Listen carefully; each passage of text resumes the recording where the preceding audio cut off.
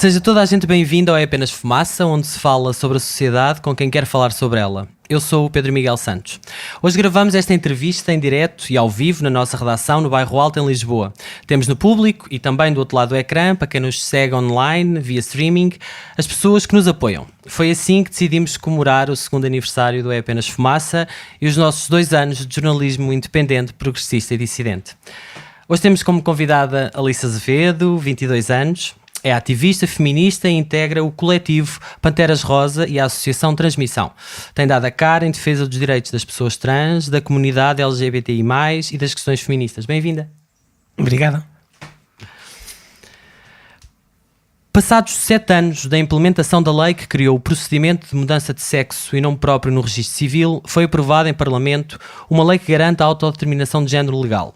Porém, com o veto do Presidente da República, tememos que estas garantias não nos sejam dadas num futuro próximo. Continuamos a marchar para que a autodeterminação seja um direito consagrado para todas as pessoas.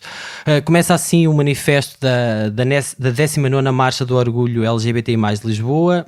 Saúde das pessoas trans, autodeterminação e respeito, medicina sem preconceito. Tu conheces bem o texto, imagino, porque o ajudaste a escrever. E já no ano passado o manifesto da Marcha do Orgulho tinha por título a autodeterminação do género, autodeterminação do corpo para todas as pessoas trans. Porquê é que andamos há mais de um ano a discutir este tema? Aproveito para dizer que já no ano antes desse também o lema da marcha tinha a ver com direitos trans e autodeterminação. Ou seja, já lá vão 3 anos que a coletividade do ativismo português em matérias LGBT considera que são os direitos trans que têm de encabeçar as reivindicações da marcha.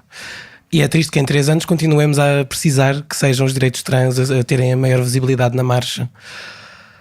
Porque continua tudo na mesma, porque esta lei que foi agora votada pelo Presidente está a ser trabalhada há por volta de 3 anos. Começou com uma proposta do Bloco de Esquerda, seguida por uma proposta do PAN, seguida por uma proposta do Governo, que finalmente se deram ao trabalho de votar na generalidade. Eventualmente alguém a trabalhou na especialidade. Infelizmente ela foi despida de muitos conteúdos. Já havemos de detalhar isso, sim. Pronto. E agora foi votado. E dia 12, se não me engano, de julho, retornará ao Parlamento. Nós exigimos ao Parlamento que ele reconfirme a lei, porque o Presidente da República, não consideramos que ele tinha o direito constitucional de vetar uma lei que de inconstitucional não tinha nada, e foi um veto ideológico, e conhecemos as linhas políticas do Presidente, e exigimos à Assembleia da República que faça valer o seu poder legislativo e não ceda à chantagem presidencial. Recordar que a lei deu entrada no Parlamento dia 3 de maio, a votação final global foi a 13 de maio de 2017, a votação final global foi a 13 de abril de 2018, ela passou com 102 votos a favor, 12 abstenções, 97 votos contra e 19 deputados não estavam na sala. No dia 10 de maio, o Presidente da República votou a lei. E exatamente nesse dia... Dia 9 de maio, que foi o meu aniversário. Mas o decreto de veto foi assinado no dia 10, deu entrada no dia 10 na Assembleia. E nesse dia, reagindo ao veto presidencial, tu deste uma entrevista conjunta com a Julia Mendes Pereira, que foi a primeira transexual, pelo menos assumidamente, pessoa trans, muito obrigado pela correção, dirigente de um partido português, do Bloco de Esquerda, é co-diretora da Ação pela Identidade. E tu disseste nessa entrevista conjunta ao jornalista Bernardo Afonso do Expresso o seguinte: como esta lei não vai contra a Constituição, o seu veto é ideológico. Não me surpreendeu, mas é vergonhoso. Voltámos à época do aborto, em que o Presidente vetou ideologicamente. E a pergunta aqui é, não há sempre ideologia numa decisão presidencial? O que é que, por exemplo, na promulgação em maio de 2016 de uma lei que protegia a casa de morada de família no âmbito do processo de execuções fiscais, uma medida com que eu imagino que tu concordes, o que é que essa decisão de promulgação é menos ideológica que esta decisão de veto? O que é que tu queres dizer com esta afirmação de que é um veto ideológico? Em primeiro lugar, eu fui mal citada nessa entrevista porque eu nunca disse que o Marcelo votou a lei do aborto, porque ele não era presidente na altura e não a poderia ter vetado. Mas pronto, era um paralelismo de Marcelo expressar as suas opiniões políticas na altura enquanto agente político dirigente de um partido e agora enquanto presidente da República, mas é o mesmo Marcelo, não nos esqueçamos. A ação de um presidente da República é sempre ideológica, obviamente, e é sempre política, e por muito que ele afirme que ele é um presidente de todos os portugueses, há sempre uma ideologia política por trás.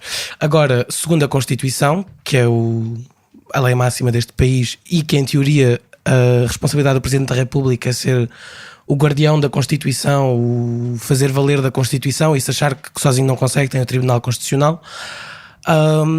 Normalmente ele deve promulgar automaticamente qualquer lei, porque o Parlamento que a fez e que a votou, assim decidiu que ela devia ser lei, e este é que tem o poder legislativo.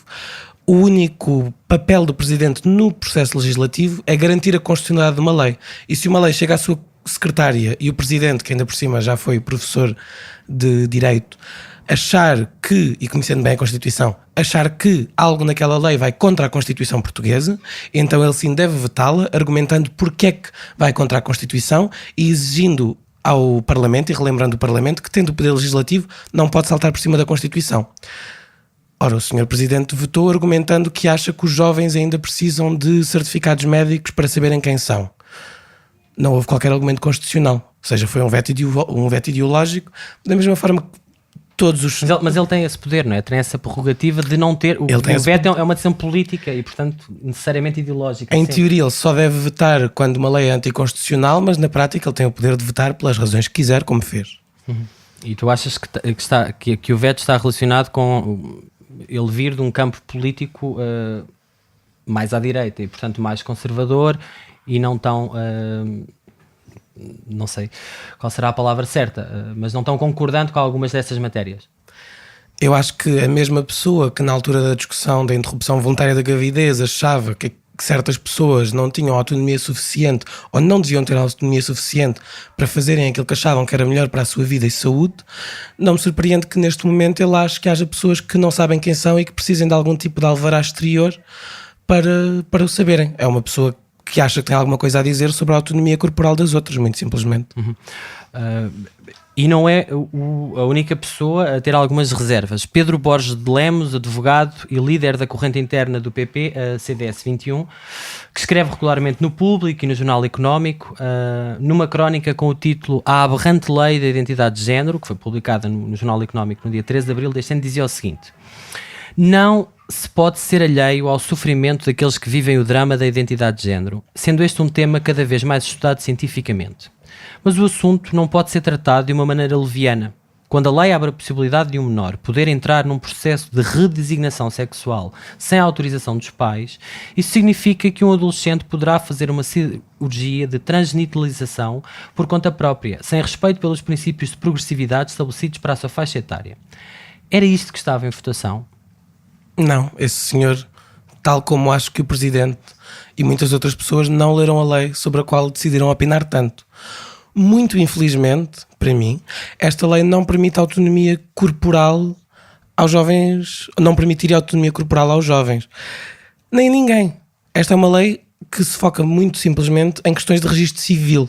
Os processos médicos de transição, hormonização, cirurgias, infelizmente mantém-se como estão, e já podemos falar porquê do infelizmente, mas esta lei era muito... Vamos aí à parte das cirurgias. Mas esta lei era muito simplesmente uma lei de registro civil, uma lei que alterava como é que eu posso mudar o meu nome e sexo, menção de sexo, no meu registro civil, no meu cartão de cidadão, e a alteração era que, em vez de precisar de um relatório de um médico que me diz se esta pessoa sabe quem é, o Estado passaria a reconhecer que eu sei quem sou sem que nenhum médico tenha a ver com isso, e eu iria ao registro civil alterar muito simplesmente. Não autoriza ninguém abaixo dos 18 anos a fazer nenhum tipo de alteração, seja ela qual for. Mas ninguém se dá o trabalho de ler a lei. Toda a gente acha que sabe do que está a falar. Mas então se calhar era importante explicar-nos as diferenças entre a lei que hoje continua em vigor, não é? Que é conhecida também é conhecida por Lei de Identidade de Género, que é a Lei 7 de 2011 de 15 de março, que na verdade cria o procedimento de mudança de sexo e de nome próprio no Registro Civil e procede à 17ª alteração ao Código do Registro Civil. E a proposta de Lei 75-13, que foi aprovada no Parlamento, que estabelece o direito à autodeterminação da identidade de género, expressão de género e o direito à proteção das características sexuais de cada pessoa. Isto são os nomes dos dois diplomas. A que está em vigor hoje continua a ser a Lei 7 e na altura em que foi aprovada foi apresentada como uma das leis mais progressistas no que toca às questões da identidade de género. Qual é a grande diferença entre essa lei, que continua em vigor, 2011, e esta proposta, e porque é que esta proposta era importante que não tivesse sido votada? se calhar fazemos um panorama assim histórico das leis internacionais num instantinho. Basicamente, Portugal foi considerado histórico ao passar a Lei 7 de 2011, muito simplesmente porque foi um dos primeiros países a deixar de exigir cirurgias para alteração e reconhecimento legal de nome e género nos documentos.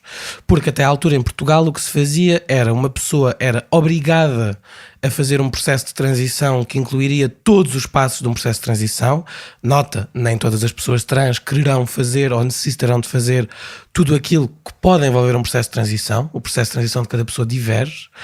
Ou seja, nem toda a gente quererá, nem necessitará necessariamente de uma cirurgia, como outras anunciarão. Mas era obrigatório fazer uma cirurgia. Para mudar o nome? Ir ao Instituto de Medicina Legal. Um médico analisaria de forma invasiva os nossos genitais. Daria um relatório a dizer esta pessoa efetivamente tem genitais femininos. Essa pessoa a seguir iria processar o Estado português por via judicial, porque não havia um processo administrativo para isto.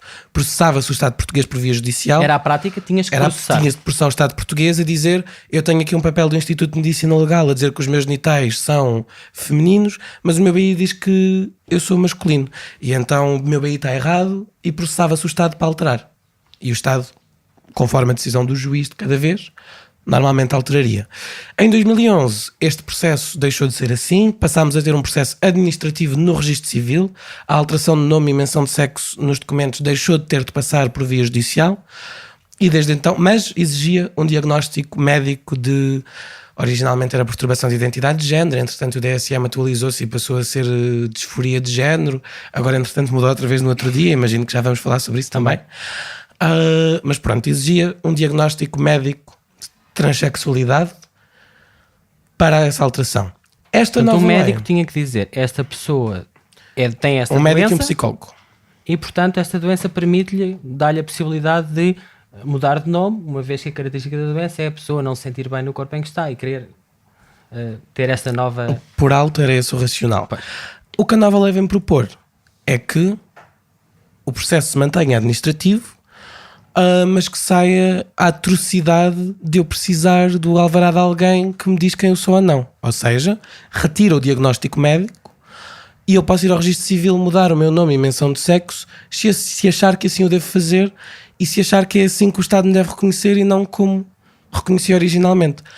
Ou seja, tira o diagnóstico. A outra novidade que esta lei vinha trazer era que, em vez deste processo só ser acessível a pessoas a partir dos 18 anos, era acessível para pessoas a partir dos 16, embora entre os 16 e os 18, apenas com consentimento parental. Era assim que a lei estava rígida. E ainda está, se voltar a ser reconfirmada. E porquê que tu usaste a palavra atrocidade? Porque acho que é uma atrocidade haver alguém, haver uma estrutura social que exige que uma pessoa exterior a mim tenho o poder de dizer quem eu sou ou não. Tenho o poder de me dar ou não a minha identidade, quando esta é minha. Daí esta lei se chamar também direito à autodeterminação do género. Eu sei quem sou e mais ninguém tem nada a ver com isso.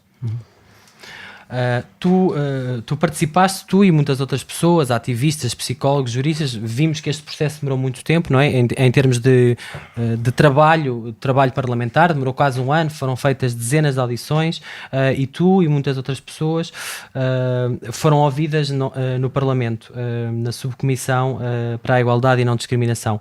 Nomeadamente, no lote em que tu foste ouvida, estavam outras 8 ONGs, organizações não governamentais dos direitos LGBTI+.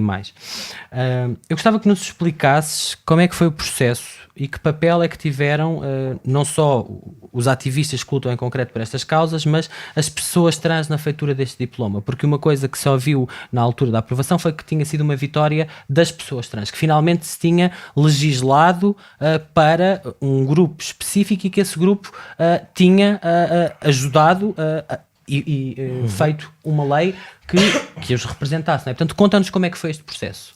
Se não estou em erro, no verão de 2015, o Bloco de Esquerda convocou uma audição aberta no Parlamento para rever um processo público de revisão da Lei de Identidade de Género 7 de 2011, com especial enfoque em chamar e ouvir pessoas trans, as visadas pelo documento. E foi um processo, foi um dia muito longo no Parlamento, numa sala muito grande, com muita gente a ser ouvida, com muitas pessoas trans de diversas associações ou de nenhuma associação, pessoas que vieram de iniciativa própria sem nenhuma particular filiação política. E a partir de todo o input que foi dado nesta audição pública, o Bloco de Esquerda redigiu a sua proposta, eu, entretanto, perdoem-me a ignorância, mas eu não me lembro se proposta e projeto, não me lembro qual deles é que vem dos grupos parlamentares, qual deles é que vem do governo, mas acho que é proposta. É uma proposta. É um projeto? Projeto de lei, pronto.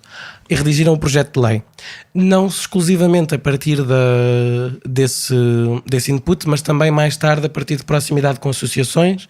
Eu, por exemplo, e mais algumas pessoas da parte das Panteras Rosa, sei que a Associação pela Identidade, entretanto, já depois desta audição, esteve ativa junto do Bloco de Esquerda na redação desse projeto de lei. Entretanto, saiu também o projeto de lei do PAN, que não sei como é que... Não conheço. Há 3 propostas, não é? Ou seja, o que foi a votação foi uma do governo e o governo, entretanto, também ouviu muitas associações, não todas, nem toda a gente, mas muitas associações, e eventualmente destes 3 saíram os projetos de lei, os 3 projetos de lei que resultaram nesta lei. Infelizmente, no processo da discussão da especialidade que resultou no documento final que foi aprovado dia 13, a lei foi varrida de muitos conteúdos que tinham sido propostos. Por exemplo, uma das coisas que nós pensámos foi: nós só estamos a legislar para cidadãos portugueses, mas há muita gente que vive em Portugal que não é cidadão português. E estas pessoas trans também deviam ter também deviam ter direito a aceder à sua autodeterminação. Mas entretanto também pensámos: o Estado português não pode, por diversos motivos de lei internacional, tomar decisões sobre o que é o documento nacional de uma pessoa de outro país, porque isso tem a dizer com outro país. Mas a alternativa que encontramos foi propor no projeto de lei, acho que estava no do Bloco de Esquerda, que houvesse uma opção para pessoas residentes em Portugal pelo menos terem o seu género e nome reconhecidos nos seus documentos de residência, em tudo o que fosse burocrático em Portugal. Isto não chegou ao documento final, por exemplo, mas é normal depois a negociar estas leis com a direita, elas são sempre esvaziadas de muito conteúdo. Mas nessa fase, isso, para percebermos como é que, acho que nem sempre é claro para toda a gente como é que as leis acontecem, não é? Como é que se chega àquele texto final. Portanto, tu e outras pessoas trans que conheces ajudaram a redigir, a escrever, fizeram sugestões, algumas delas imagino que foram incorporadas, mas no trabalho de especialidade já não entraram, não é? Entraram no processo, no passo anterior, que era o passo das audições públicas. Sim, ou seja, muitas pessoas trans contribuíram diretamente para a escritura do projeto de lei do Bloco de Esquerda. Há algumas pessoas trans associadas a associações específicas que foram ouvidas pelo governo, hão de ter dado o seu input ao governo e o governo tê-lo-á utilizado ou não na redação da sua proposta de lei. E a partir daí já não tivemos input direto, porque a partir daí, quando o projeto está na especialidade, os vários deputados de diversos partidos que constituem aquela subcomissão trabalham individualmente, embora chamem a sociedade civil para ser ouvida. E parte da sociedade civil que chamaram para ser ouvida sobre esta matéria foram as associações, as ONGs, os coletivos que trabalham em matérias LGBTI, no qual eu estive presente nessa audição em representação das Panteras Rosa, juntamente com colegas de outras associações e de outros coletivos, e aí eles tiveram o nosso input. Olhando para a lei final, se calhar não o integraram tanto quanto podiam, mas tiveram o nosso input. Infelizmente, mas reveste na proposta de lei final que foi votada e aprovada? Revejo-me. Acho-a, como digo, muito esvaziada de muita coisa que acho que devia lá estar. Acho-a mais pobre do que podia ser, mas o essencial está lá. Está lá a autodeterminação, está lá o fim da exigência de pareceres médicos para aceder à autodeterminação do seu género, e está lá também outra coisa boa, embora não esteja redigida da melhor maneira, que está lá também, de alguma forma, a proibição às mutilações a crianças intersexo. Não saberei elaborar muito bem sobre isso, mas não posso deixar de dizer que várias associações intersexo a nível europeu e internacional mencionaram que a lei, da forma como está redigida, não garante tanto quanto podia, a proteção então das características sexuais. Podes explicar o que é que são pessoas intersexos? A nossa sociedade está fundada em vários mitos. Por exemplo, o do homem e da mulher. E o do homem e da mulher é um mito que se constitui a partir de várias coisas, e um deles é uma diferenciação sexual de dois corpos que serão sempre 100% distintos em várias características, em termos de fisiologia, fisionomia, características hormonais, etc, etc, etc. Para além da questão cultural, à qual chamamos género, há uma construção sexual, também há uma construção de uma ideia física do que é que são estes dois corpos, também ela cultural, à qual chamamos sexo. E a nossa sociedade e a nossa medicina cresceu a acreditar ou a forçar que se acreditasse na existência destes dois sexos perfeitamente e 100% distinguidos um do outro. Masculino e feminino. Masculino e feminino. E isto é um erro científico, é quando eu estou a construir uma teoria e me aparecem exemplos ou me aparecem estudos de caso que vão contra a minha teoria, o que eu devia fazer é aceitar que a minha teoria está errada e construir uma nova a partir dos novos dados que tenho. O que a ciência fez foi insistir que havia um homem e uma mulher, um corpo A, um corpo B definidos desta maneira, e quando apareceram corpos e quando apareceram pessoas que não caíam nesta taxonomia que a ciência inventou, a ciência decidiu chamar-lhes aberrações, exceções, erros, e manter o seu arquétipo binário muito fixo. E então as pessoas intersexo são as pessoas cujo corpo, cujas características sexuais, sejam elas visíveis exteriormente, sejam elas, por exemplo, genitais, sejam elas como é que as hormonas funcionam no corpo, etc., serão pessoas que não correspondem, cujas características sexuais não correspondem àquelas que esse mito do homem e mulher e da distinção dos sexos binária criou enquanto sendo as características sexuais de um homem ou as características sexuais de uma mulher. E então, e normalmente a comunidade intersexo chama as pessoas não intersexo pessoas diádicas. Ou seja, diádico também tem a ver, é uma raiz ou latino-grega que contrapõe a bi, di. Dois, pessoas diádicas são as pessoas que correspondem a essas características e checklists sexuais que a ciência inventou, e as pessoas intersexo são as pessoas que não correspondem nem a uma nem a outra, e se calhar têm características de ambas. Antigamente chamava-se ou designavam-se essas pessoas de hermafroditas, não é? É um termo que não é correto. Não é correto por uma simples razão, e eu sei isto porque estudei ciência no 6º ano. Hermafrodita é um ser que tem capacidades reprodutivas, seja de fecundar, seja de ser fecundado, simultaneamente no mesmo corpo em funcionamento, como o caracol. O caracol tem a capacidade de fecundar e tem a capacidade de ser fecundado para gerar descendência. Isto não existe no ser humano. Nenhum ser humano consegue simultaneamente ter um útero funcional com ovários funcionais e espermatozoides funcionais. Isto não existe no ser humano. Então, logo cientificamente, o termo hermafrodita está incorreto. Intersexo, mais do que um termo científico ou médico, é um termo político para designar os corpos que sofrem esta opressão médica, porque então, chegando, porque é que ela é relevante aqui, os corpos intersexo, como são considerados errados pela ciência e pela sociedade, há uma tentativa de os corrigir.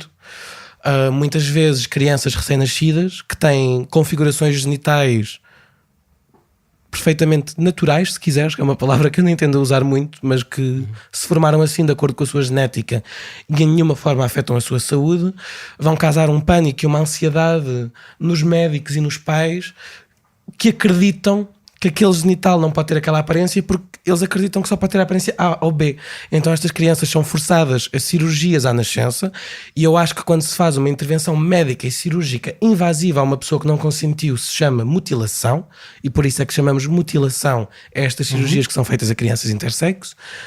E, infelizmente, não se fica por uma mutilação à nascença, porque estas crianças passam por processos médicos muito longos ao longo da sua infância, ao longo da sua adolescência, sem nunca lhes ser contado o que é que lhes está a acontecer. Muitas vezes os registros médicos destes procedimentos são escondidos das pessoas. Há pessoas que só descobrem que sofreram estas coisas todas ao longo da vida, já na idade adulta, e de repente percebem, se calhar, muitos traumas que têm e não se lembravam que tinham. Estamos a falar, só para, de forma muito grosseira, de pessoas que podem nascer com dois sexos, é isso? Ou com partes... Não existem dois sexos. Daí eu ter categorizado a questão dos dois sexos enquanto mito. Mas lá está, pessoas que nascem com características que podem ter sexuais, um pênis e ovários, por exemplo. pode existir, ou uma pessoa pode ter um útero e testículos interiores, mas as especificidades das variações intersexo não são relevantes para discutir aqui, até porque são muitas, são 40 e tal ou 50 e tal da última vez que reparei. O problema é exatamente elas não serem respeitadas e não ser dada a liberdade a estas pessoas de crescerem e se decidirem que necessitam de algum tipo de transição, claro, de hormonização, de cirurgia, aí têm todo o direito a recebê-la. Qualquer pessoa deve tê-lo. Daí a luta trans e a luta intersexo estarem juntas. No fundo são lutas pela autodeterminação também do corpo de cada pessoa, e também estão juntas no facto de ter de ser proibido a invasão de corpos que não escolheram ser alterados. Okay. Tal como eram as pessoas trans obrigadas a fazer cirurgias quando se calhar não as queriam antes de 2011 em Portugal e ainda hoje em muitos sítios do mundo, e tal como acontece hoje em Portugal e em quase todo o mundo, mutilar crianças intersexo à nascença.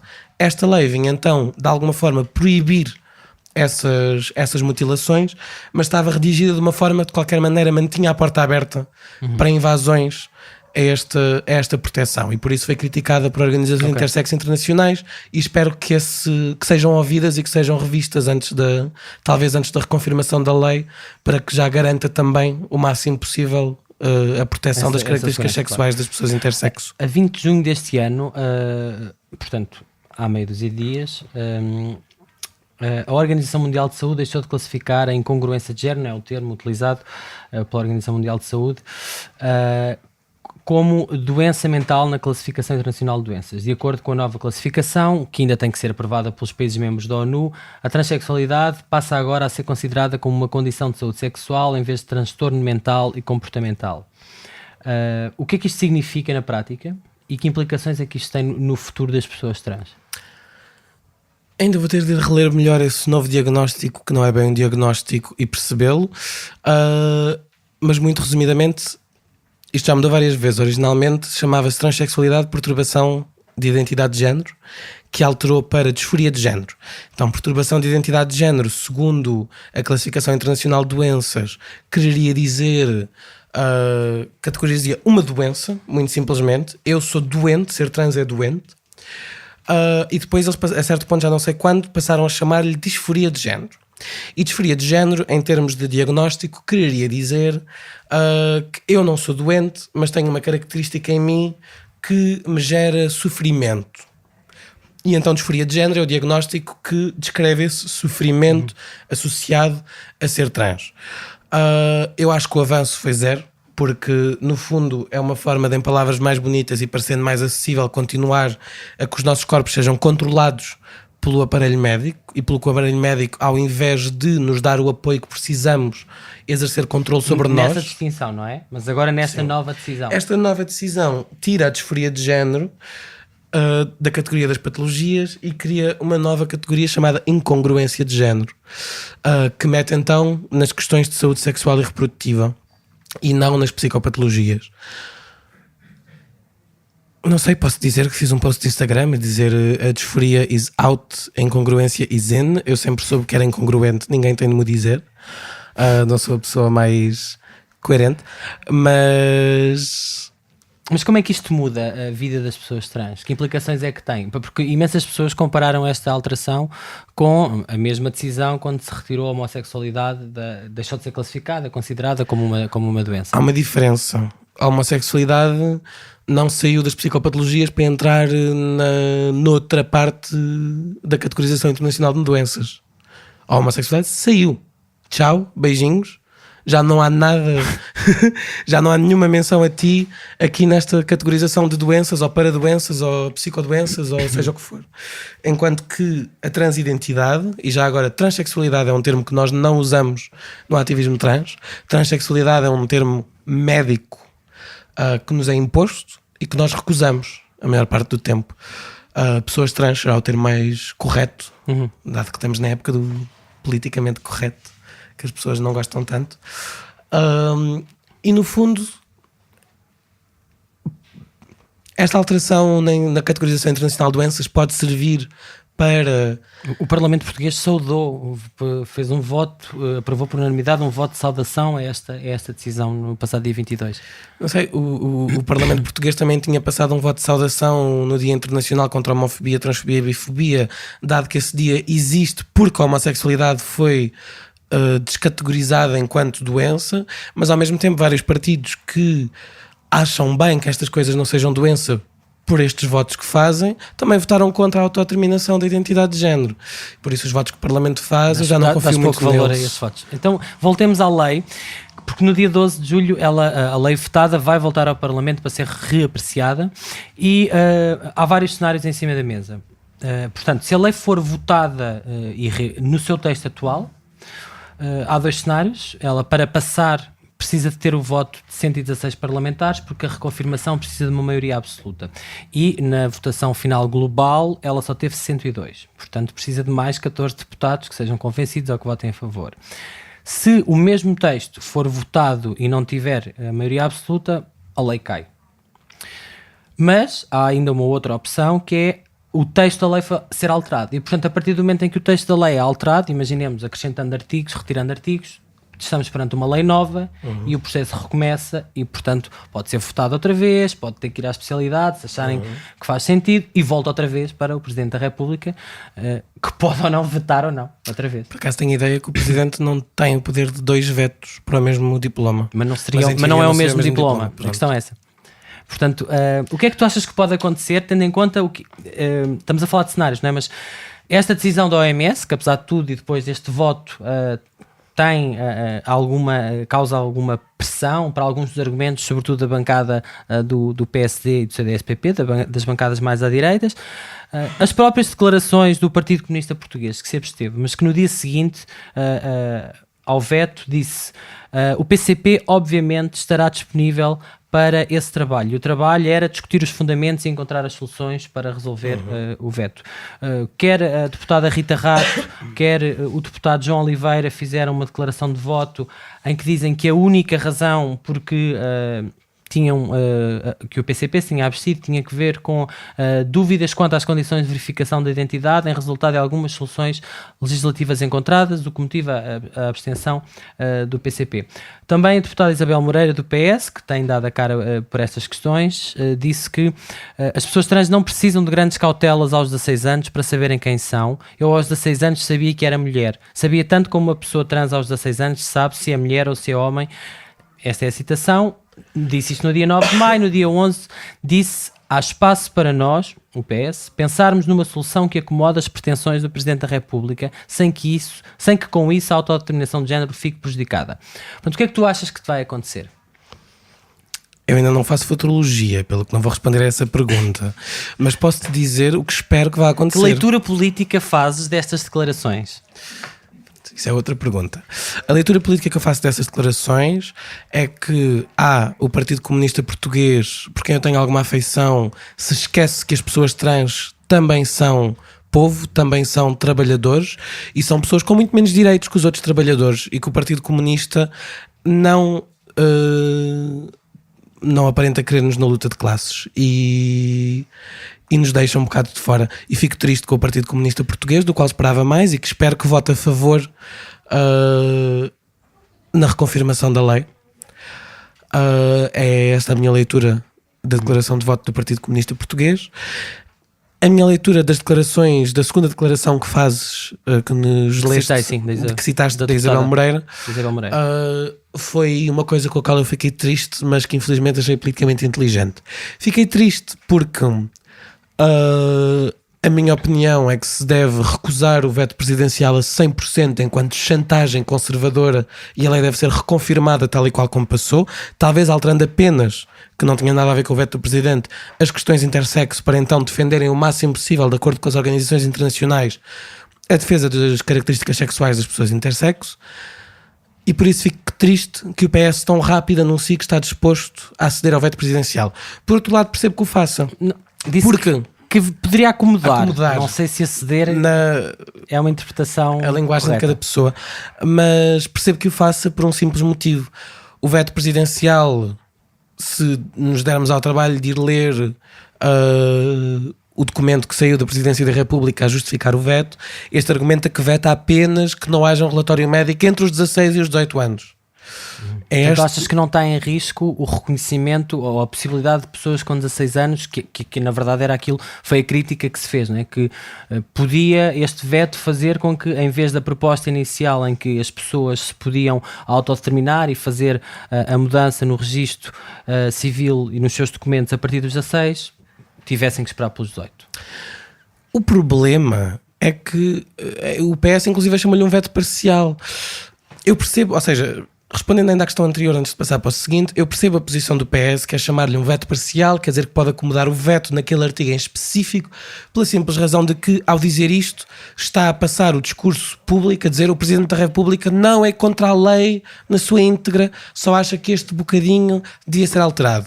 E isto é inteligente de fazer. É tático, achas que é só tático? Acho que é tático porque a direita, o PSD e o CDS, agarram no veto presidencial e diz, vem, o Presidente é contra a lei, Portugal é contra a lei, e transformam o veto numa ideologia que é contra a lei toda. E eu percebo que o PS faça isto para tirar esse poder argumentativo à direita, claro, e dizer o Presidente não é contra a lei toda, é só contra isto. O problema prático é que o Presidente pode votar sob o argumento que quiser, pode votar porque o artigo 1 ou porque o artigo 7 estavam mal redigidos, pode votar porque aquele ou aquele artigo ele não concorda politicamente, mas ele não veta o artigo, ele veta a lei. Quando ele veta a lei vota toda ao Parlamento, por muito que ele concordasse com tudo o resto e só não concordasse com aquele artigo, a lei vota na sua integridade ao Parlamento e a lei está na sua íntegra à mercê de reformulações que a depauperem ainda mais de tudo o que já se perdeu no processo da especialidade. Ou seja, o veto é parcial no sentido em que o argumento é sobre uma parte da lei. Não existem vetos parciais, existe um veto parcial enquanto figura política, não existe um veto parcial enquanto figura jurídica. Toda a lei está em causa outra vez neste momento. Claro. Voltamos ao manifesto da 19ª Marcha do Orgulho LGBTI+ de Lisboa, e alguns, num dos primeiros parágrafos, lia-se, eu vou ler 3 frases, tu conheces-las certamente, gostava que explicasses cada uma delas. Uma diz assim: falta remover a referência ao sexo nos documentos de identificação. Outra diz, são seguidas, falta reconhecer identidades fora do binário mulher-homem, penso que isto já explicaste mais ou menos há pouco, e falta garantir o reconhecimento do nome social. Portanto, o que é que se entende por remover a referência ao sexo nos documentos de identificação? O que é que isto quer dizer?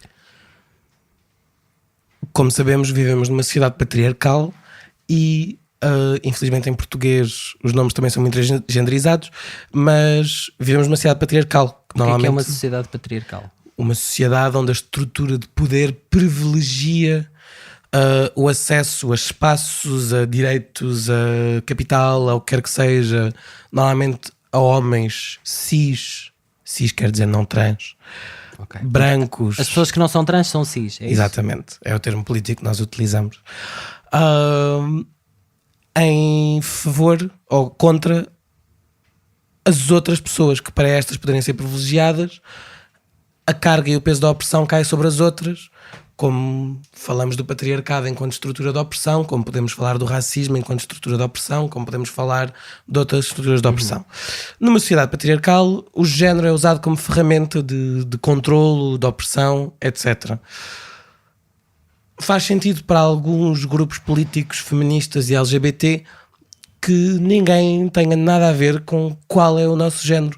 Seja o género enquanto mecanismo de interação social, mas tirá-lo da categoria do porque é que está no meu documento, porque é que quando eu vou a uma entrevista de emprego tenho de saber à partida qual é o meu género e já criar um pressuposto sobre isso e poderem projetar os seus preconceitos sobre isso. Tu dizes género, mas aquilo que está nos documentos hoje em dia é a palavra sexo. O que está nos documentos hoje em dia é a palavra isso é uma coisa sexo. Que causa, mesmo nesta lei, bastante confusão às pessoas quando se diz um menor com 16 anos já pode mudar de sexo nos documentos de identificação e de repente abre-se toda uma confusão porque parece que se está a dizer que as pessoas podem fazer operações ou cirurgias ou tudo mais. E, portanto, o que isto quer dizer é que não devia estar lá essa categoria que diz sexo, devia estar género ou não devia estar nenhuma das duas? Que não devia estar nenhuma das duas, no fundo. Que o nosso BI não tem essa categoria de todo, mesmo que ela mude de nome de sexo para género. E porquê que isso é importante? Pelas razões que eu estava a dizer, para não poderem haver pressuposições feitas sobre nós e sobre quem nós somos antes de, por exemplo, entrevistas de emprego, de acesso ao que quer que seja.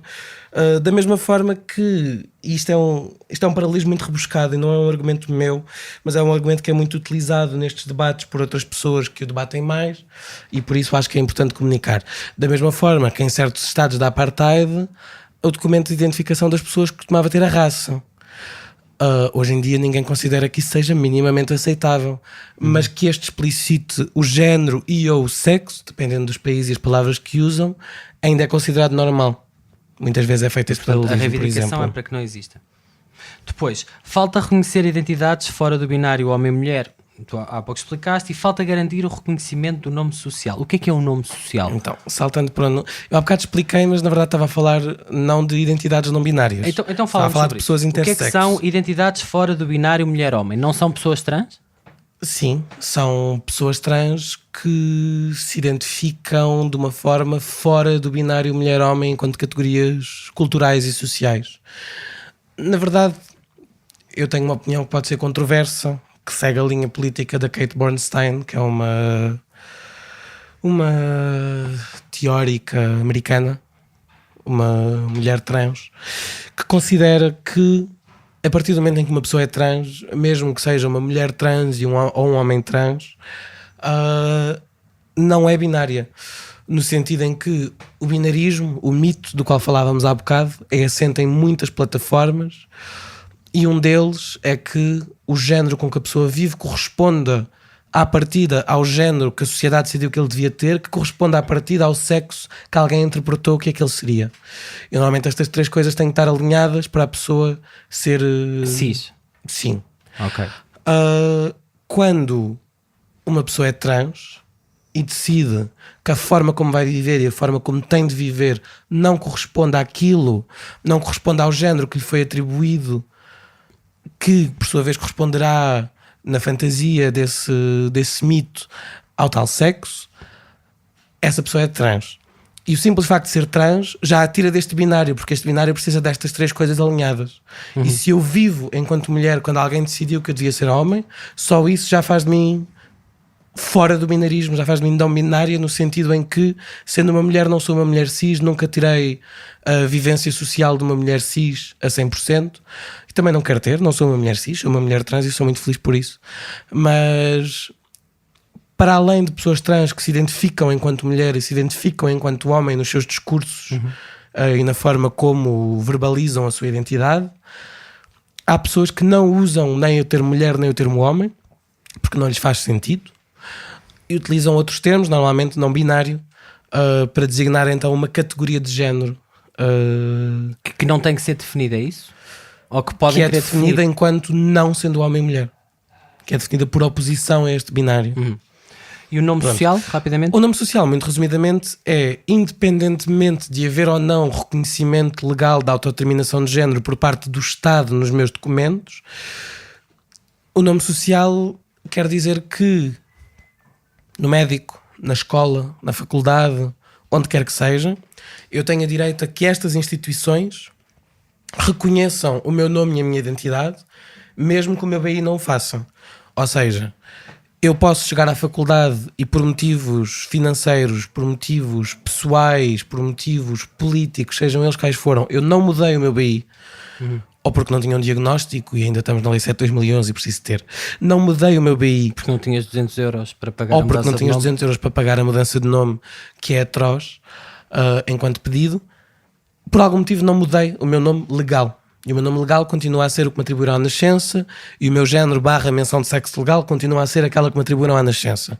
Mas eu chego à faculdade e tenho mais é que me chamar Alice e tenho mais é que me tratar por ela. O nome social é um mecanismo, por exemplo, da faculdade, que independentemente da forma como o Estado me reconhece ou deixa de reconhecer, a faculdade reconhece-me tal como eu lhe exijo. Seja a faculdade, seja a escola, seja o jardim de infância, seja... Pronto. O nome social é esse mecanismo administrativo de instituição para instituição em que ela me reconhece segundo quem eu sou, independentemente do meu documento. Ok, muito bem. Há pessoas trans que que querem fazer uma transição que implique, por exemplo, mudanças físicas profundas, como as cirurgias de reatribuição sexual. Há outras que não, mas há umas que sim. Mas esta opção no Serviço Nacional de Saúde tem sido bastante complicada para muitas pessoas que se queixam dos tempos de espera, do processo, da falta de experiência de algumas equipas. Numa reportagem da jornalista Céu Neves, que foi publicada no Diário de Notícias em março passado, lia-se: as cirurgias no Serviço Nacional de Saúde são feitas desde 2011 no Centro Hospitalar Universitário de Coimbra, concretamente na URGOS, que é o nome da unidade médica que faz estes procedimentos médicos. Foram realizadas 73 10 faloplastias e 21 vaginoplastias em 54 utentes. Alguns fizeram mais do que um procedimento cirúrgico e têm vindo a aumentar estes procedimentos: 21 cirurgias em 2017 e 4 já neste ano. O Hospital de São João no Porto faz estas intervenções há 2 anos, tendo realizado 4 vaginoplastias e uma faloplastia. No manifesto da marcha deste ano lia-se também: não esquecemos os problemas com as cirurgias no Serviço Nacional de Saúde e exigimos cuidados de saúde mental, hormonais, cirúrgicos e outros que sejam éticos, de qualidade, atempados e gratuitos. O que é que se passa com as cirurgias e os tratamentos no Serviço Nacional de Saúde para as pessoas trans? As cirurgias no Serviço Nacional de Saúde funcionam mal, por diversas razões. Em primeiro lugar, ainda estão patologizadas e são precisos vários diagnósticos médicos, ou seja, é preciso um diagnóstico médico para alterar o nome e género ou a menção de sexo no registro civil, que tem de ser assinado por um médico e por um psicólogo, ou por uma médica e uma psicóloga, ou por uma pessoa não binária que pratique psicologia e uma pessoa não binária que pratique medicina. Estas duas pessoas assinam-me um diagnóstico e eu posso mudar o nome. Se eu, entretanto, quiser fazer algum tipo de cirurgia, seja ela qual for, vou precisar de ir a uma outra equipa, a uma outra pessoa médica, a uma outra pessoa psicóloga que me faça uma segunda avaliação. E quando eu tiver estes 2 diagnósticos, é assim que isto funciona neste momento, posso pedir autorização à Ordem dos Médicos. 2011, não é? Sim. Posso pedir autorização. Não é segundo a Lei 7 de 2011, porque a Lei 7 de 2011 não regula procedimentos médicos. Exato. Foi assim que a Ordem dos Médicos decidiu que tinha de ser. É a Ordem dos Médicos que decide isso. Sim. Agarro nestes 2 diagnósticos e peço uma autorização à Ordem dos Médicos a dizer: olha, realmente tenho aqui estes 2 diagnósticos, quero fazer estas cirurgias e é preciso que a Ordem dos Médicos aprove. Isto pode ser desconhecimento meu, mas eu tenho a sensação que mais nenhuma outra cirurgia em qualquer tipo de especialidade no campo da medicina neste país exige eu pedir autorização à Ordem dos Médicos por uma cirurgia. Quer dizer que tu não és seguida por um médico como um outro problema de saúde qualquer e ele decide executar não sei quantos procedimentos? Isso não existe? Existe, mas é preciso sempre pedir autorização à Ordem dos Médicos, enquanto que eu acho que se for fazer outro tipo de cirurgia, sei lá, se partir a perna, se fizer qualquer coisa e preciso de uma cirurgia, acho que normalmente não é preciso pedir autorização à Ordem dos Médicos. Quer dizer que a Ordem dos Médicos pode negar? Pode. Acho que não costuma fazer. Acho que nunca o fez, até a informação que eu tenho, mas isto admito que tenho de pesquisar, não tenho esta informação comigo. Mas pode, tem esse poder. Okay. Na forma como as coisas funcionam hoje em dia. E mas não disso, negando, o que é que acontece? Não negando, a seguir a pessoa vai para consultas de cirurgia, em que já ouvi histórias da pessoa chegar à consulta de psicologia, de cirurgia, e o médico de cirurgia pedir mais um relatório, que não deve ser pedido, porque eu acho que nem todos os relatórios que chegam até este momento devem ser pedidos, mas depois da pessoa já o ter todos, às vezes ainda lhe pedem mais relatórios, que no fundo nós consideramos isto uma forma de empatar e de atrasar o processo, porque com as informações que temos e a ideia que conseguimos construir, as cirurgias no Sistema Nacional de Saúde funcionam mal, funcionam precariamente, funcionam de forma lenta, funcionam sem garantias de qualidade, e então há todos estes processos de atraso. Depois há uma lista de espera muito confusa, porque às vezes existe e às vezes não. Nós temos pessoas que nos dizem ter ido à URGOS e estarem em lista de espera para as suas cirurgias e nos dizem que estão em lista de espera há imenso tempo, mas depois sai uma entrevista em que alguém, não sei se foi essa da Céu Neves, se foi uma outra, em que uma jornalista vai à URGOS e questiona a chefe desse departamento sobre então o que é que se passa com esta lista de espera, e a senhora responde: não há lista de espera nenhuma. E ao mesmo tempo temos um monte de pessoas trans a dizer-nos que foram postas na lista de espera. A única interpretação que fizemos disto na altura foi: não há lista de espera, se calhar porque eles não estão a fazer cirurgias, então ninguém está à espera de nada, estamos todos a olhar para as paredes.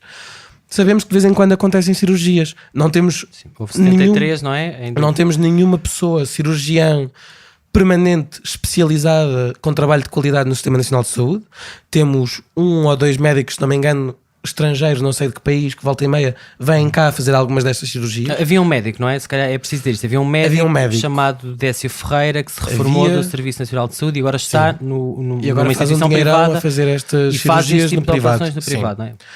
Mas eu, enquanto pessoa de esquerda, acho que o Serviço Nacional de Saúde tem de garantir tudo aquilo que é de saúde às pessoas que vivem neste país. E por isso o que acontece no privado é-me irrelevante. Há pessoas que não têm dinheiro para chegar lá. Sim, isso tem de ser garantido pelo são Serviço milhares de Nacional euros de Saúde. destas cirurgias. E o Serviço Nacional de Saúde deixou de ter este médico, que só um também não é suficiente, e agora tem cirurgiões que volta e meia vêm a Portugal realizar estas cirurgias, mas não tem ninguém permanente que se especialize nem e que faça esta estas equipa cirurgias. que é a Urgos e que foi criada precisamente para criar massa crítica, não é? Pessoas que tivessem o conhecimento e que conseguissem levar a cabo isto, nem isto acontece. Com a informação que eu tenho, acho que não. E quando esta lei for passada, esperemos, a nossa, pelo menos a minha principal ambição enquanto ativista trans em Portugal é focarmos na questão da saúde, porque esta lei não cobra a questão da saúde e a questão da saúde tem de ser rapidamente reestruturada.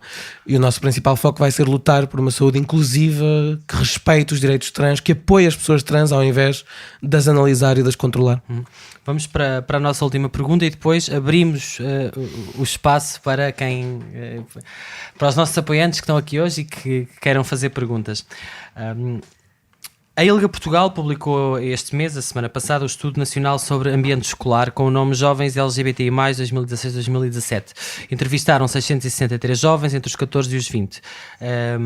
E lia-se nesse estudo. 2/3, 66,7%, afirmaram ter sido alvo de agressões verbais por causa de características pessoais. A maioria por causa da sua expressão de género, da sua orientação sexual e 1/4 por causa da sua identidade de género. Cerca de 1 ou 1 em cada 6 estudantes LGBTI+, sofreu assédio físico, abanões ou empurrões, por exemplo, por causa de alguma característica pessoal. 17% das situações por causa da sua expressão de género, 13,5% por causa da sua orientação, 7% por causa da sua identidade. Da tua experiência como ativista, queria um comentário e perceber se isto são relatos comuns, isso acontece... que percepção é que tu tens destas manifestações de violência nas escolas? E também, se tu já alguma vez tiveste uma experiência deste género, como é que foi a tua vivência na escola e como é que uma questão destas se resolve, não é? Porque intervir em termos de educação, há outras coisas que este estudo diz, que havia insultos por parte dos professores, que professores ou funcionários não interviam, não faziam nada quando acontecia um insulto e o testemunhavam. Como é que tu reages a estes números e como é que tem sido a tua experiência? Enquanto ativista não posso comentar, porque não... O meu trabalho normalmente é noutras áreas e normalmente não trabalho com jovens. A Rede Execo, por exemplo, alguém da Rede Execo estaria mais, que a Associação de Jovens LGBTI Portugueses terá mais capacidade para dar essa opinião enquanto ativistas, mas enquanto pessoa trans e enquanto pessoa queer e enquanto pessoa que sempre de alguma forma se apresentou dissidente a muitas normas que eram exigidas de mim em termos de aparência, comportamento, etc. E conhecendo outras pessoas que são como eu, de uma ou de outra maneira, posso dizer que sim, isto é uma realidade. Aliás, acho 60% um número, uma percentagem até baixa, porque nem sequer uma pessoa pode ser cis e heterossexual, mas o simples facto de naquele dia haver uma risca rosa num canto da camisola já vai ser muitas vezes argumento suficiente para humilhação. Sem querer ser sobre-académica, eu li demasiado Foucault na minha vida, e o Foucault é um teórico que nos fala muito de estruturas de opressão e como é que elas nos reproduzem. E uma coisa muito interessante que ele nos diz é que a certo ponto as pessoas ou as entidades no poder que exercem o poder e o controle e que querem que as pessoas estejam dentro das suas caixinhas e que façam as suas vidas tal e qual como a sociedade foi pensada, já nem sequer precisam de exercer tanto poder assim, porque as pessoas acabam por assimilar as estruturas de opressão e controle e exercem essa vigilância, essa punição e esse controle sobre si mesmas e sobre os seus pares. E então, quando temos um grupo de jovens ou grupos de jovens cuja reação automática à dissidência sexual ou de género é a humilhação, a punição, a violência física muito mais explícita, que não estava nesse relatório, se eu ouvi completamente. Falaste de empurrões, falaste de assédio físico, mas isso é apenas um excerto. Há mais detalhe. Mas seja desde a humilhação verbal até à violência física extrema, tudo isto são mecanismos de coerção. Desculpa, só para te completar, 45,4% refere ter sofrido assédio sexual, tais como toques não consentidos, comentários de teor sexual, e uma em cada 27,7% de forma regular ou frequente. Portanto, há violência, seja violência sexual, seja violência física extrema em termos de espancamentos, seja humilhação verbal, de que campo for. Isto são tudo estruturas de coerção para dizer a estas pessoas: não te podes vestir dessa maneira, não te podes comportar dessa maneira, não te podes ser dessa maneira, não podes viver dessa maneira. E para te relembrar que cada vez que o fizeres, cada vez que o tentares, alguém te vai bater, alguém te vai chamar paneleiro, alguém te vai fazer alguma coisa. Isto chama-se terrorismo, que é uma forma de exercer a nossa ideologia política pelo medo. É isto que a sociedade normalmente faz, terrorismo de género, em que nos exige que nos comportemos de uma certa maneira e que sejamos de uma certa maneira, e que nos instaura um medo de sofrermos consequências violentas se não o fizermos. Essa é a realidade nas escolas, essa é a realidade fora das escolas, essa é a realidade no país, que se quer crer muito avançado, mas não é assim tanto. O feedback que eu tenho é que isso é tudo verdade, foi isso que eu vivi, foi isso que os meus pares viveram, é isso que as pessoas que eu conheço hoje em dia, que felizmente já saímos de meios escolares mais fechados, falamos sobre os nossos passados e tiveram vivências também muito similares. Como é que se resolve? Não sei. Mas há algumas formas que vão sendo tentadas. Consciencialização, a fazer com que a informação chegue a jovens desde muito cedo, porque é desde pequenino que se torce o pino, que se relembre às crianças que aprenderam e a sociedade lhes disse que podiam comportar-se desta maneira e que podiam bater naquela pessoa e que podiam tocar naquela pessoa, e que muitas vezes estavas a dizer que os próprios professores o fazem. Quando um professor assedia moral, sexual, fisicamente uma criança por esta estar a apresentar dissidência sexual ou de género, ele está a dizer a todos os jovens, enquanto figura de autoridade perante eles: reparem, eu, figura de autoridade, estou a fazer isto, eu estou-vos a dar autorização para fazerem. As figuras de autoridade reproduzem estes mecanismos. Quando um professor não faz nada perante uma situação de violência, também está a passar a mensagem, um professor, um auxiliar, alguém na estrutura escolar que tem poder e é uma figura de autoridade em relação às crianças. Quando se depara com uma situação de violência e não faz nada, também está a dizer às crianças que praticaram esta violência: vocês podem, não há consequências. Vocês podem bater no paneleiro. Ou seja, temos de criar uma cultura, temos de criar um espaço escolar em todos os anos letivos, em que nunca ninguém se sinta à vontade para bater no paneleiro. As pessoas têm de sentir medo se acharem que querem bater no paneleiro. Mas achas que isso vai lá com mais legislação? Porque uma das coisas que tem sido dita é que ao longo, vamos pôr, da última década, a comunidade LGBTI+, teve uma série de conquistas legais e se avançou imenso num conjunto de coisas que antes não eram permitidas e agora são. O casamento, a adoção. Agora, se esta lei passar, um conjunto de reivindicações importantes para as pessoas trans, portanto, do plano legal parece estar tudo feito. É uma acusação, é uma afirmação que às vezes é feita. Mas depois como é que tu mudas isso? Precisas de mais leis? Precisas de leis que proíbam essas coisas? Não, e na verdade eu não tenho a minha opinião sequer feita sobre as vantagens de leis punitivas em relação a certas coisas, especialmente no que toca, quando estamos agora a falar de menores de idade, de escolas, etc. Não acho que seja, não sei, eu tenho muito debate, ainda tenho na minha cabeça assim uma confusão muito grande sobre processo, sobre estruturas legais e de justiça e qual é que eu concordaria com mais ou menos. Mas acho que deve haver sensibilização, acho que deve haver desde cedo estruturas em massa que vão às escolas ou que estejam nas escolas e que estejam lá para cada vez que alguém tirar um insulto homofóbico, transfóbico, violência do bolso, relembrar que não é ok, não sei bem como punição, seja medidas preventivas, antes de haverem situações de violência com as quais se tenha de se lidar, fazer sensibilização, discursos, relembrar que não é ok, que toda a gente está bem como está, que temos é de viver juntos e no amor e kumbaya. Mas isto deve ser permanente, devem haver estrutura, e aí sim, devem haver estruturas de fiscalização muito fortes sobre as figuras de autoridade desta escola, que se praticarem violência ou autorizarem violência devem ser fortemente punidas nesse sentido, nem que seja por perderem o cargo. Quando um professor autoriza que haja violência homofóbica ou transfóbica na sua sala de aula, esse professor não deve ser professor, porque a função do professor não é exclusivamente ou racista, ou qualquer outra, ou racista, ou seja, qual for, ou seja, tudo o que é matérias de opressão não podem ser permitidas por nenhuma figura de autoridade em âmbito escolar, nem outras. E estes devem ser punidos ou autorizarem. Boa. Alice, obrigado. Obrigado, não acabámos, mas vamos passar para o público, chamamos-lhe assim. Como é a primeira vez que fazemos isto, não sei como é que dizemos. Mas estou a estrear aqui qualquer coisa. E as pessoas que estão aqui ao vivo a assistir. Alguém tem alguma questão? Sim? Então, João, faz para esse microfone. As pessoas lá em casa não te estão a ver, mas nós aqui conseguimos. Ok. João Labrinça, já agora. Portanto, eu sei que disseste aqui que és de esquerda, mas sei também que pertences às Panteras Rosa, que são um coletivo anticapitalista, e eu vou fazer uma pergunta em duas.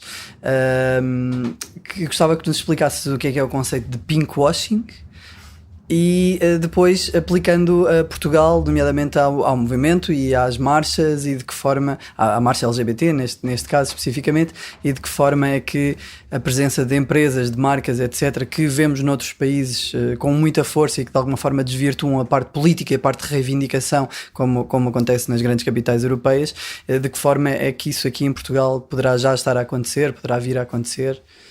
É isso. Fazemos se calhar mais... Responde já? Como preferires. Responde já. Se precisar de recolher várias perguntas, preciso de um papel e de uma caneta. Não, mas responde já esta. Então, desde já muito prazer, João. Não é que vocês não se conheçam, não é? Era uma piada.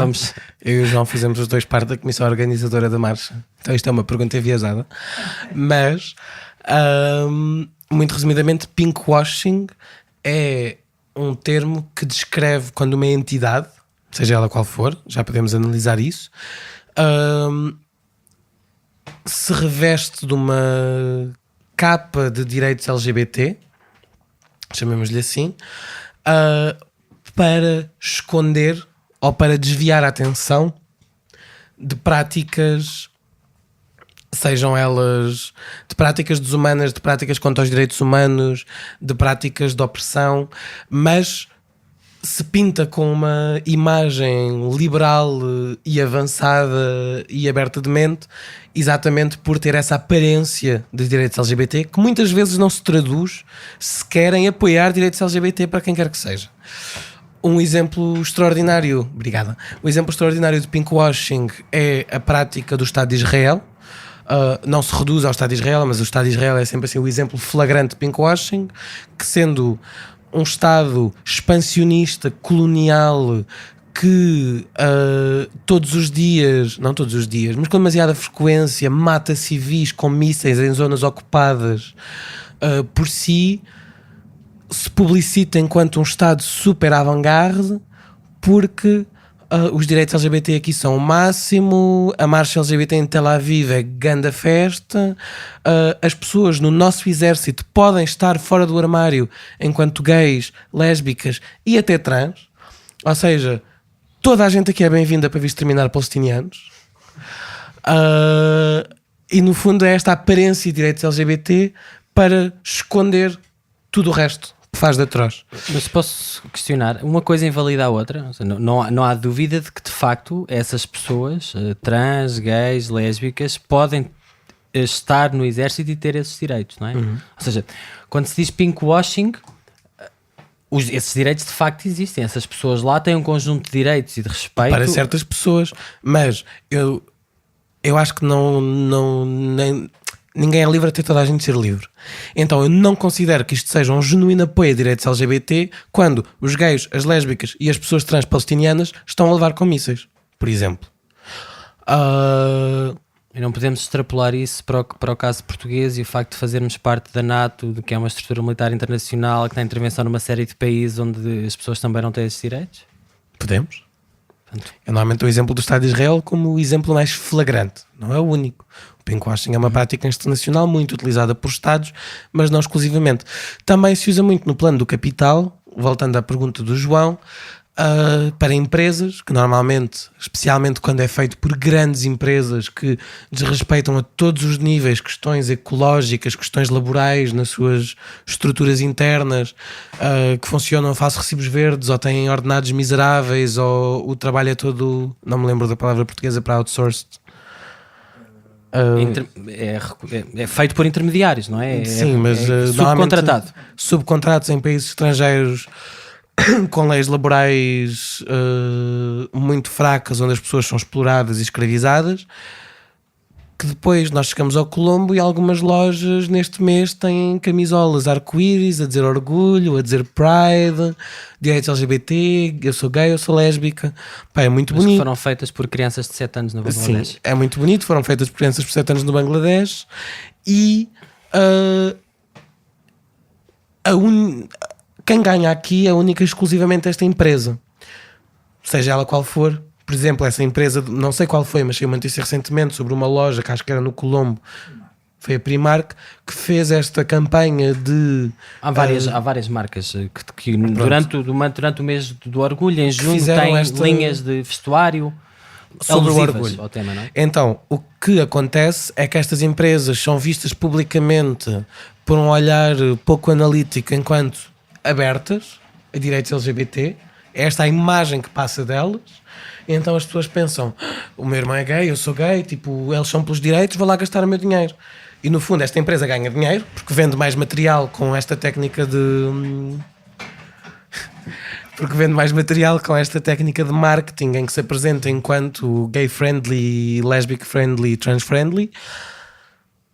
As associações nacionais não veem um chave deste dinheiro. Não há nada que seja feito por estas empresas para promoção, seja a nível institucional ou outro, direitos LGBT. É como o greenwashing, que é um termo utilizado para referir empresas que querem dizer que respeitam o ambiente e na verdade não respeitam, só estão a utilizar. No fundo, o único outcome desta situação é que estas empresas lucram com a imagem que passam de serem pró-direitos LGBT, quando na prática não fazem genuinamente nada pelos direitos LGBT, continuam a explorar pessoas, continuam a ter práticas laborais deploráveis, continuam a ter práticas empresariais deploráveis, mas o pinkwashing é essa lavagem de imagem pública mas gostamos dos gays. Abre parênteses, desde que sejam brancos, cis, ricos, de classe média alta, monogâmicos. Bom, não é preciso ser rico para ir à Primark comprar camisolas de 3 euros. Outra pergunta do... Há de haver a oportunidade de responder na segunda parte. Vamos deixar... Quem é o próximo? Pedro? Já agora obrigado ao Apenas Fumaça pelo convite, aos patronos, e obrigado à Alice por ter vindo partilhar a sua opinião. Tendo como ideia base o Peace and Love, que já aqui falaste, achas que isso é contrariado pela necessidade de toda uma nova ortografia e gramática que tente não discriminar ninguém e que tente incluir toda a gente, visto que, abandonando a ideia de sermos binários, muita da língua portuguesa ia ser afetada com isso? Achas que vale mesmo a pena? Ou achas que para incluir não devemos excluir? Fiz-me entender, não? Percebi tudo, perdi-me só nas últimas 2 frases. O que é que queres dizer com para incluir devemos excluir? Não, achas que é necessário excluirmos certas palavras ou designações da língua para podermos incluir toda a gente e promovermos? Só falta dizeres o teu nome. Sou o Pedro. Obrigado, Pedro. Sobre esse debate, muitas vezes a questão de linguagem inclusiva, que é como normalmente esse debate é designado, há muitas pessoas que dizem que isso... Posso usar a linguagem assim mais... Podes tudo dizer que eu quiser. Quiseres, claro. Nem sequer vou dizer nada de especial, percebes? Quase que sinto vergonha de estar a pedir autorização. Mas ia dizer... Há pessoas que consideram esses debates enquanto pintelhices políticas e que o importante são outros aspectos das causas. Eu acho que é tudo importante. Agora, claro que há coisas mais urgentes que outras, mas tudo é importante. E a linguagem, pessoalmente, que ainda por cima estás a falar com uma snob que vem da Faculdade de Letras e que pensa muito em política e linguística articuladas, embora o meu curso não tenha nada a ver com isso, que é a linguagem diz-te muito sobre um povo, sobre uma cultura, a forma como ela é usada, que palavras, que significados. Por exemplo, a linguagem portuguesa, então, em termos de género, é binarizada até ao limite. É muito difícil tentar retirar o género da linguagem. Mas a linguagem transmite então essa ideologia. Uma linguagem binária transmite e reforça uma ideologia binária, desse mito do binário, do homem e mulher fixo, estático, X, etc. Uma linguagem machista que acha que utilizar o masculino universal representa toda a gente, reforça a ideia de que o masculino é neutro, o masculino é o humano, o homem com H grande, e reforça este discurso e naturaliza-o. Então eu acho efetivamente que eu, pelo menos, quero usar uma linguagem que não acho que a palavra homem representa a humanidade. Eu quero usar uma linguagem que acha que mesmo pessoas que não usam o pronome ele nem ela existem. E faz sentido um outro pronome, é isso? Um pronome neutro? é muito difícil em português, mas fazer sentido faz. Se há pessoas... Porque já há países que adotaram, não é? E em português também foi inventado, alguns. Mas entretanto a língua funciona mesmo assim. A língua funciona com invenções, algumas pegam, algumas não. A língua muda, a língua perde coisas, deixamos cair sílabas, colamos palavras porque somos preguiçosos a falar, que é super legítimo. Mas em termos de linguística ou de ensino de gramática, de ensino de língua, há duas expressões que eu gosto muito para explicar isto, que é gramática prescritiva e gramática descritiva. Uma lógica de ensinamento de gramática prescritiva é um ensinamento ou uma forma de falar social que te vai dizer é assim que se fala, e se tu falas um bocadinho fora disso vão-te dizer estás a falar mal, porque eu estou-te a prescrever como é que se fala e fala-se assim. Isto é uma lógica de ensinamento que prescreve como é que as coisas são, e há uma lógica de gramática descritiva, que ao invés de tentar impor modelos linguísticos arcaicos e inabaláveis, antes olha para a linguagem como ela é usada pelas pessoas, olha para a linguagem como ela é alterada pelo seu uso, e em vez de tentar manter a linguagem como ela foi escrita, que era há X anos atrás, dizer a língua mudou. As pessoas falaram e a língua mudou, e agora as palavras usam-se de forma diferente, e agora houve palavras que apareceram e houve termos que apareceram, e então vamos, em vez de prescrever como é que deve ser, vamos descrever como é que realmente é.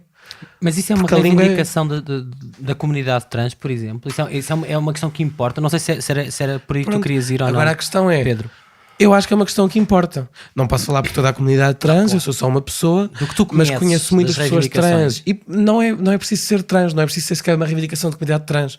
Conheço muitas pessoas feministas, transfeministas, com noções interseccional de feminismo, que consideram que a utilização da linguagem, especialmente quando é institucional, deve ser mudada, exatamente para não transmitir tão leviana e casualmente, como se fosse natural, certas coisas, como a questão do masculino universal, que é o termo correto se pensarmos numa gramática portuguesa enquanto prescritiva, que nos diz que o masculino universal descreve toda a gente.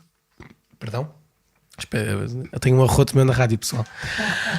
Olha, eu acho que isso foi o momento melhor. Foi o melhor momento da Foi tu teres entrevista. assumido o arroto. Exatamente. Eu acho que sou eu não quero saber de papéis de género. Mas pronto, não tem nada a ver então... com género. Não, a senhora não rota. Então não. Mas, então, muito resumidamente, acho que é importante, porque acho que a linguagem é muito importante para a forma como nós construímos a realidade na nossa cabeça e entre nós. E, por exemplo, muitas vezes quando se fala de violência estrutural, há uma pirâmide muito bonita, que aqui em cima tem genocídio, pelo meio tem violência física e campos de concentração, abaixo tem empurrões, etc. E na base da pirâmide tem linguagem racista, homofóbica, piadas, insultos, humilhações, e é isto que eventualmente estrutura a subida na pirâmide. É a legitimação do preconceito que faz com que ele se materialize em formas cada vez mais violentas. E por isso acho que a linguagem tem muito mais força do que aquela que nós lhe damos, e acho que é importante desconstruí-la, sim. Boa. Mais alguma questão do público? Não? Temos alguém que nos esteja a seguir online? Há alguém online? E como eu não vejo as pessoas agora, neste momento há duas. Há duas pessoas e são da casa, garantindo que tudo está bem.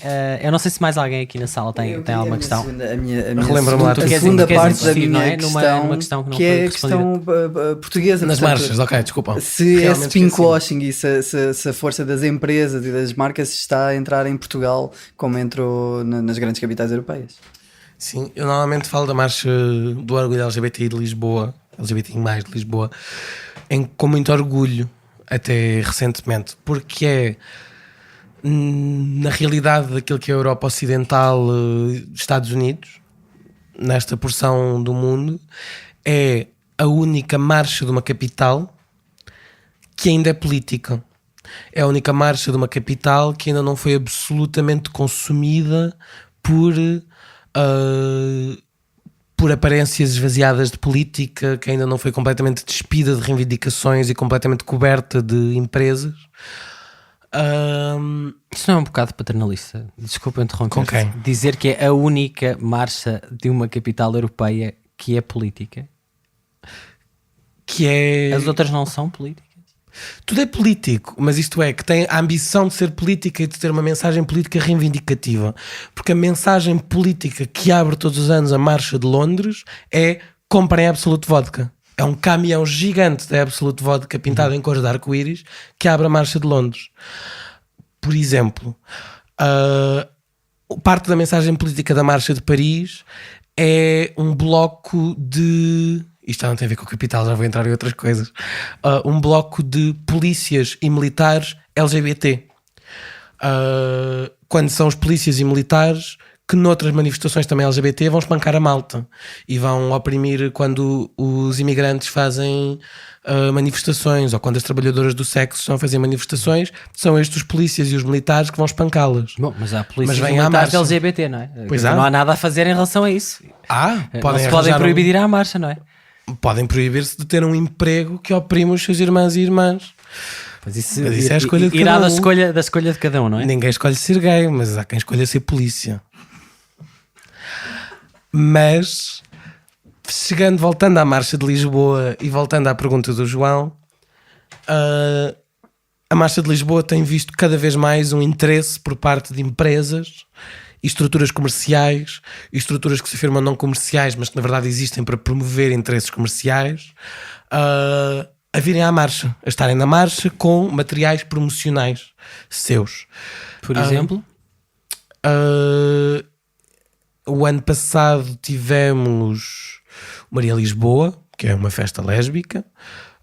E era o nome de um bar, não é? Costumava ser um bar em Alcântara, acho eu, que entretanto o bar fechou, mas a marca continua registada e passou a ser uma festa que vai saltando de sítio, que acho que ainda existe. Por acaso este ano não vieram a mais. Tivemos outra empresa o ano passado, João, ajuda-me. Já não se lembra. Pronto.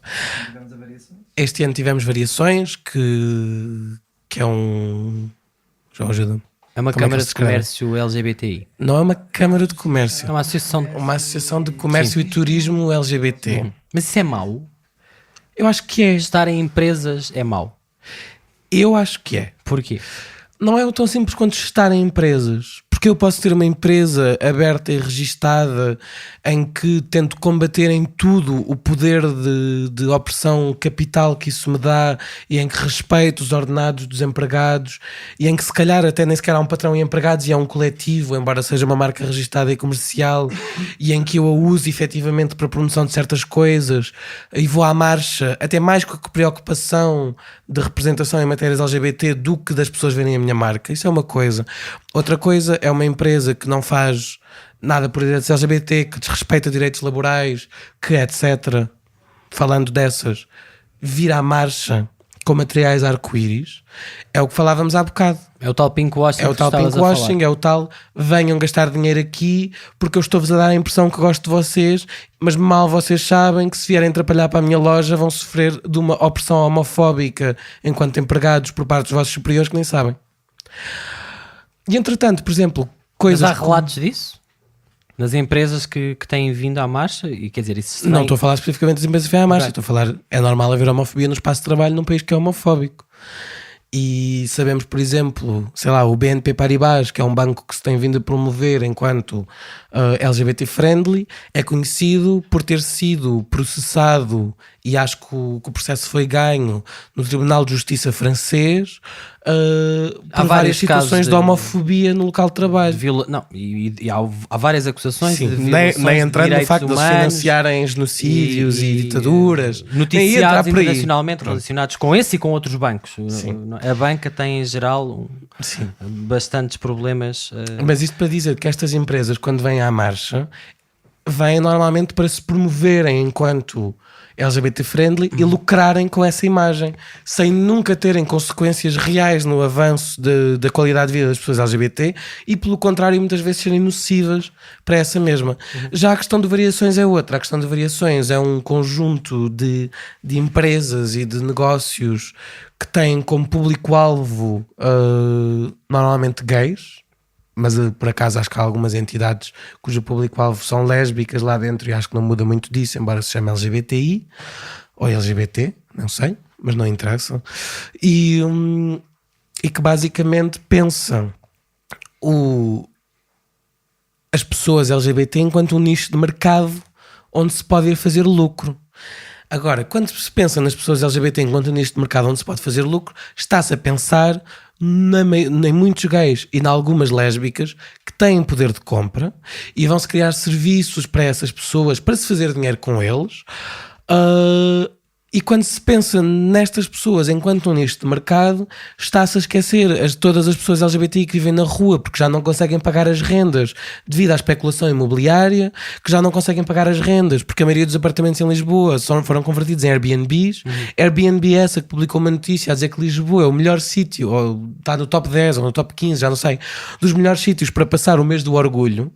E então vêm os turistas todos gays endinheirados a alugar Airbnbs, e os gays pobres de Lisboa ficam todos na rua porque já ninguém tem dinheiro para pagar estas rendas. E são este tipo de mecanismos e este tipo de estruturas que no fundo acaba por aceitar uma certa porção das pessoas LGBTI se estas se comprometerem a serem pessoas endinheiradas dentro de uma estrutura capitalista, e os outros ficam para trás. Isso não é o meu ativismo, não é a minha marcha. Este foi mais um episódio do É Apenas Fumaça, onde se fala sobre a sociedade com quem quer falar sobre ela. Obrigado, Alice Azevedo. Obrigado a eu. Feminista. Obrigado aos nossos apoiantes que estão aqui ao vivo e a cores, e quem está lá em casa a acompanhar-nos via streaming. O É Apenas Fumaça, que comemora hoje o seu segundo aniversário, é produzido por Bernardo Afonso, Maria Almeida, Frederico Raposo, Pedro Duzarte, Ricardo Ribeiro, Sofia Rocha, Tomás Pereira, Tomás Pinho e por mim, que estou a respirar, Pedro Miguel Santos. A música é de Slots Fever. Ouçam mais episódios em apenasfumaca.pt ou no iTunes, SoundCloud, YouTube, Comunidade Cultura e Arte Rumo, a Rádio Universitária do Minho, a Rádio Alma Bruxelas, no Shifter e também noutras aplicações de podcasts. Até já!